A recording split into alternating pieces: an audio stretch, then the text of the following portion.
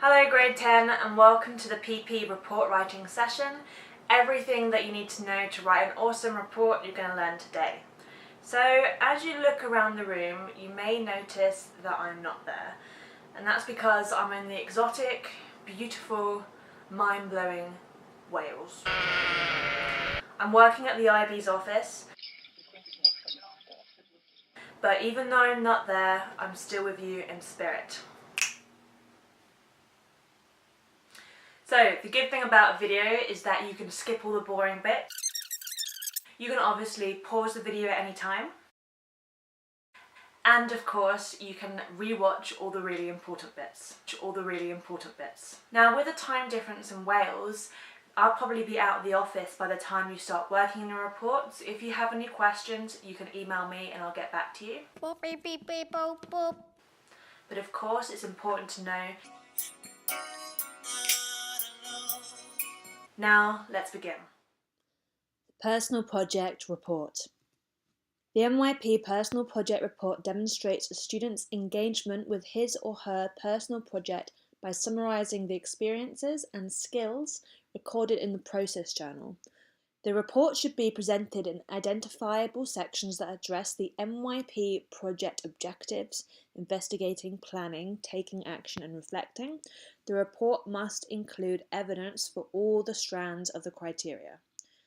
So what this is basically saying is that you're going to write a report in those 4 clear sections, and for each strand you're going to show evidence. Evidence can be process journal entries, it can be examples, it can be facts and stats and quotes, but I will show you a resource I've made to help you with that. Hopefully, if you followed all the things I've had you do over the year in advisory and in your meetings, you're going to find it super easy to write your report because you're already going to have things that relate to every single strand in your process journal. So let's go through its criteria strand by strand. So criterion A is investigating. So you're going to start off by defining your clear goal and global context for the project based on personal interest. So tell us exactly why you want to do the project that you selected. Don't forget that you should be talking about your global context throughout the report. It really should be embedded in the report. It shouldn't be just like an add-on. Next thing you're going to do is identify prior learning and subject-specific knowledge relevant to the project. Now, often students will think about their particular topic and they'll say, well, I haven't done anything like that in class before, so I haven't got any subject-specific knowledge. But I'm sure you do. For example, if you're making a film, you can think about storyboarding in theatre, maybe about video editing in design class, even just things like talking about a particular research-heavy project you've done and talk about how those research skills have helped you with the project. Again, this is the culminating project for the MYP, so we want to know what you've learned during your time in the MYP and how that's helped your project. And the last one is demonstrate research skills. So in this paragraph, you're going to really talk about the research you did. Who did you interview? What books and articles helped you the most? And you're going to link all of that to your project. So you might say, I interviewed someone in the middle of my project and it completely changed my idea. Tell us exactly why. Don't just tell us about your research and then have your project separately. We really want to see that connection. Again, your research, this is you talking about how you did your research, why it was important. You're going to show research throughout the whole project. So for example, in strand 1, you might use a stat or a fact that you found to show us that your project is really important. For example, if you are making a Braille book for children, you might throw a fact that you learned about how many young people are blind in that first strand. So again, your research should be littered throughout the whole report. Criterion B, planning. Again, you're going to develop that criteria for the product or outcome. So don't just show us what your criteria was or your specifications, tell us why. So again, this is you're talking about developing your criteria, not showing your criteria. Tell us exactly why you chose each thing. For example, why did you choose your audience? Why did you choose to make your product a certain way? Again, link that to your research. The next part is planning and recording the development process of the project. So that's where you're going to talk about maybe everything you had to do, maybe carpentry skills you had to use, or when you interviewed people for your film. This is really based on your project.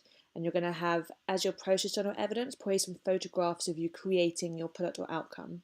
And lastly, self-management skills. Now, really, you mustn't talk about just time management. So if you look at that ATL spreadsheet I've given you, it tells you self-management and it's broken up into different skills. Time management kind of falls into organization, but you'll see there's things like affective skills. So how did you deal with stress during the personal project? So really use that spreadsheet to help you. That's one of the 5 ATLs. Going back, research is one as well, so that spreadsheet could help you. And the other 3 are in criterion C. So you'll see thinking, communication, and social skills. Again, those are the ATLs. Use that spreadsheet to help you. So again, here you're going to create your product or outcome in response to the goal, global context, and criteria. So tell us, how is it successfully reaching your goal? How did you make sure that you met every single specification you had? And again, talk about that global context. Thinking skills. That sounds really, really vague, right? If you have to just think, oh, what thinking skills did I use? Of course I use thinking skills. Use that spreadsheet to help you because it really breaks it down. Things like interpreting data, you probably did that. Things like creating a new product, you probably did that. So have a look at that spreadsheet and that will really help you write that strand. Same with communication and social skills. Make sure you're looking at the language that the IB give you instead of just assuming what communication or social skills mean. Social skills, for example, really means collaboration. And communication, this part you're also going to think about, are you writing your essay in the right format? So are you writing something for every strand under each criteria? Are you using MLA 8? Have you got your bibliography, your contents page, etc.? So that's also where communication comes in. And finally, reflection. So it's a long project. Hopefully you've completed your product or outcome by now. You really need to think about, where were you at boot camp? What did you know then? What have you learned in this year? What things have you learned which will be able to help you if you start a business or with your extended essay or when you go to university? Really think about those skills. So firstly, you're going to evaluate your quality of your product outcome against the criteria. No matter how fantastic your product is, you should also think about how, if you did it again, would you make it better? If you had an unlimited budget or unlimited time, or you had more skills, or you knew now what you knew then, what would you do to change your product or outcome? So don't just say, yes, it met every single specification. Be specific and tell us how you'd improve it. Okay, you're going to reflect. Oh, and if there's any changes, tell us why. That's fine if there's changes. You're going to reflect on how completing the project has extended your knowledge and understanding of the topic and global context. And lastly, you're going to reflect on your development as an IB learner. So really think about the IB learner profile and give us clear examples with evidence to show how you demonstrated the different attributes. So there are different formats for writing the report. I would really steer everyone towards doing a written report. That is because you might think that doing an oral, for example, is easier, but you still have to write pretty much a full script as if it was written, and you still have to include all your citations somehow and show your process journal. So I think it's much harder to do that. I really would recommend doing the written report. It's also easier for your supervisor to give you feedback on it. You'll also see it's 1,500 to 3,500 words, which is not a lot and it's quite flexible. You'll probably find that you're going to write way more than 3,500 words and you need to edit it down. So requirements, 4 clear sections and giving you a template to help you with that. Every strand should be addressed. You can have up to 10 process journal entries at the end, 1 page each. Sometimes people fall into a trap of saying, I used loads of self-management skills, I used a Gantt chart which really helped me, look at my process journal entry at the end. It just backs up what you're saying. So there you have to say, the Gantt chart helped me because it was really flexible. Originally I decided to record all my interviews during October, during the beginning of October. However, it ended up taking longer, but my Gantt chart had already accounted for that, so I didn't fall behind. Right? You need to give us examples, and then the process journal entries at the end are just to back it up. Imagine that we lose your process journal entries and we just have the report. That's a good way to think about it. Your bibliography with MLA 8, which you'll have had a session with Miss Vieira to help you. Your cover sheet, your academic honesty sheet. Reminder that this should be signed 3 times, twice throughout the year. So if you haven't done that yet, you might need to meet with your supervisor just to have it signed. And then at the very end, so when our deadline is for our personal project report final one, you actually need to have it finished before then so that your supervisor can look through it, check that it's academically honest, and sign off on it. And again, you're going to have evidence you're going to upload. This is going to be either 30 seconds of video or 5 photographs or screenshots if it's a website. If it's a video, like a documentary, you have to have 30 seconds of video. You can't have 5 screenshots from your video. It doesn't have to be, it can be edited, so it can be 5 seconds from the beginning, 10 seconds from the middle, etc. Okay, if you use the documents I've given you to help you, this is going to be super, super easy.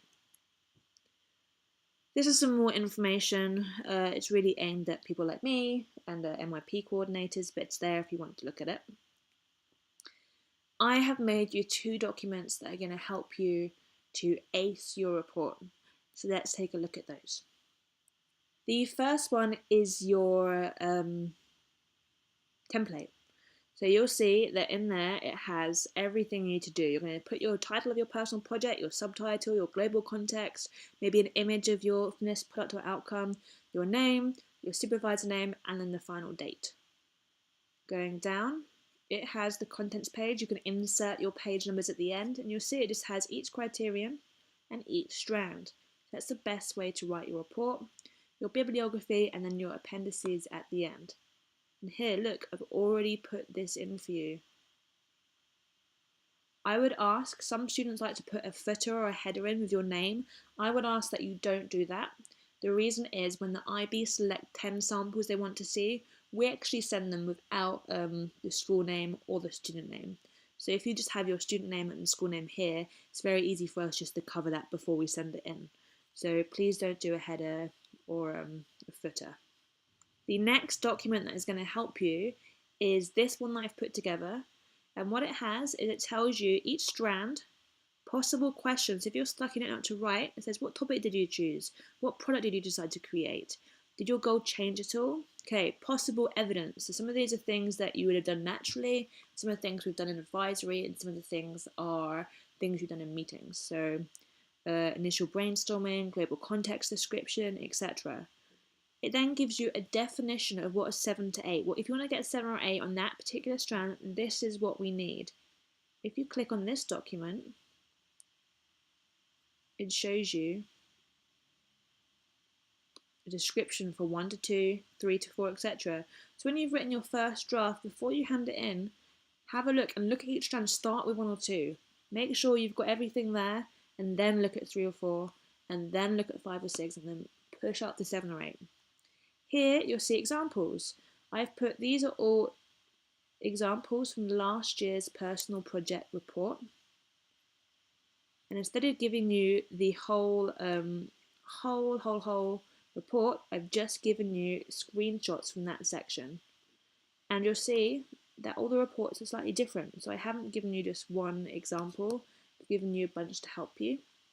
And then the appendix example, these are things that people have put in their process journal. And again, they're very varied. So let's have a look at some of those.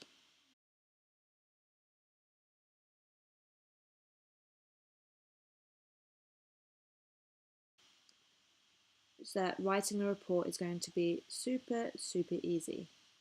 Of course, you can also ask the current grade 11s for help too. You'll see there's also a few hidden documents. So again, these are the ATLs. I put that spreadsheet right there for you, so you don't have to worry about finding it. So it might seem like it's time to begin. However, I have some more documents to show you. This is information they actually send to teachers and coordinators, but I think it's really useful to know. And they send this is a document they send to all coordinators across the world, just with some top tips or patterns they've noticed in the reports. So I'm noticing that people are not following that required structure. You will be able to do that because I've given you a template, and also that you need evidence for every single strand. Again, I've given you some examples to help you. Again, evidence for every single strand. And you might also notice that there's 12 strands, but you can only have 10 postage journal entries. So you're going to have to think about which one you want to use for several things. So for example, when you're talking about how you developed your criteria, you might have a screenshot that has your full criteria marked against your final product. And then you can talk about it when you're developing your criteria, when you're creating your product, and when you're assessing your product against the criteria. Okay, you're also going to have to think really hard about that 30 seconds of video or 5 screenshots you upload at the end. And your supervisor and I can help you with that. Talk about your global context throughout the report. It's not an add-on. Think about your global context and the exploration. You should, when you read your draft, be able to tick that off several times. It should really be the driving thing behind your project. So again, talk about the ATLs.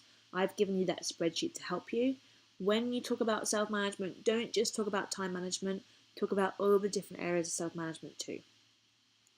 Let's talk about how to write each paragraph. This is really, really useful and helps me when I'm writing. It's peel. So make your statement linked to the question, include a quote, analyze the quote, and make connections. So for example, when you're talking about that first one, you might talk about what your project is, what your goal is, include a quote. So why is it important? So I found out from this charity that this many people are homeless, therefore I decided to make a project about homelessness. Okay, you can also when it says quote, you can also be talking about your process journal. You're going to analyze the quote, so tell us a bit more detail, and then you're going to make a connection to the next paragraph. Example 1 of something someone might write in their report. So I'm thinking about strand 3 for criterion A about research. I did lots of research about unicorns throughout the process to make sure I knew enough for my project. I made sure to evaluate my sources and only use those that are reliable. I thought I knew a lot about unicorns, but from doing my research I learned so much more. This enabled me to set clear goals which helped me develop my goal for my project. What do you think about that? Personally, I think it's a load of rubbish. So basically someone here has rambled on. They could have woken up that morning and done nothing about unicorns for the whole year and written that. It's really vague. Probably the person did do loads of research, but when they've come to write the report, they haven't given us evidence or really shown us exactly what they've learned. So it's really easy to get into this habit of just talking vaguely about your project. Don't do that. I'm going to go show you another example now. After reading several books about unicorns and evaluating them, see Appendix 5, and Appendix 5 is a source evaluation from the Process Journal, I decided that Unicorns Rock, Rainbow, so the in-text citation for the book called Unicorns Rock, was the most reliable resource. This is because the author, Mr. Rainbow, is a professor of unicorn studies at Hogwarts, because this book was published by Jossey Bass, a well-established academic publisher. They have told us exactly why it's reliable and why that resource has been good for them. The most useful information from this book for me is the best unicorns are glittery on page 25. The information directly linked into my success criteria. As you can see in my point 2, my unicorns must sparkle. The other key text, it continues. So they have told us exactly what research they've done. They've shown us evidence. They've done several bits of research in this sort of evaluation. They've pulled out one that was particularly important, Unicorns Rock. Told us about the authority and the author behind that and why they're good. And they told us exactly what piece of information was useful to them and how it helped with their project. So that was really good. Key dates coming up. Deadline for meeting with your supervisor, first report draft due, February 16th. Okay, 26th of February, that's when your supervisor will give you feedback on the first draft, and they have a feedback document, which means they'll give feedback strand by strand. And then you're going to have until March 13th to write your final report. I really, really recommend you give a report that's almost complete as your first draft, because then all the feedback they give you is just fine-tuning to make it better. That's when it's due. Basically, the assessment part is over. March 28th, we're setting up the exhibition. We're going to have an awesome time, a party. Everyone's going to come and see your awesome projects, and we're going to celebrate. Follow the requirements and top tips, and you can't go wrong. It's time to get started.